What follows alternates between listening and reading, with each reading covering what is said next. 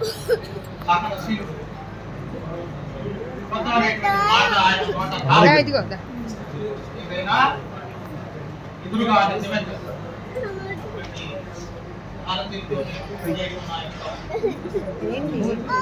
యొక్క అదృష్టంగా భావిస్తున్నా.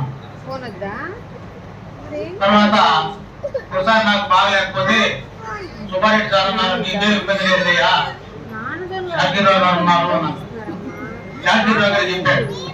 ఆయన కొంతకాలం పనిచేసి ఉండేవాడు. ఆయన గురించి చెప్పాలంటే చాలా చెప్పాలి.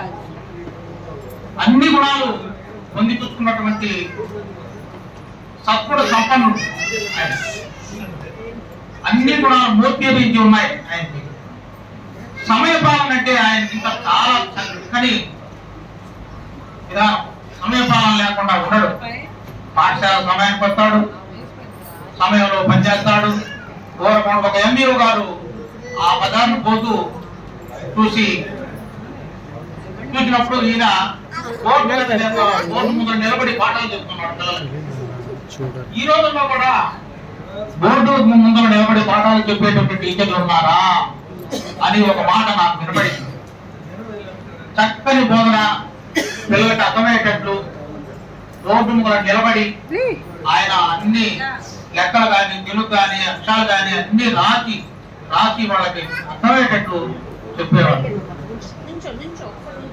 ఇంకా ఒక దారిని వెళ్తున్నాడు ఆయన. అంత ముందులో ఒక 50,000 కట్టబడింది అనుకుని ఉండండి.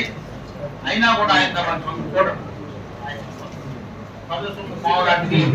అనేటువంటి భావన ఆయనలో ఉన్నది. ఇటువంటి అన్ని పూర్తి దిగుల లక్షణాలు ఉన్నటువంటి శాంతిరావు గారు ఈరోజు రిటైర్మెంట్ అవుతున్నారు. ఆయన ఈ రిటైర్మెంట్ జీవితాన్ని అందమే ఆనందం, ఆనందమే జీవితం మకరందం, అందమే ఆనందం అనేటువంటి చందాన ఆయన ఈ రిటైర్మెంట్ జీవితాన్ని బాగా ఆస్వాదించాలని, అలా జరగాలని, వారి సతీమణి వారిని జాగ్రత్తగా చూసుకోవాలని, ఇంకా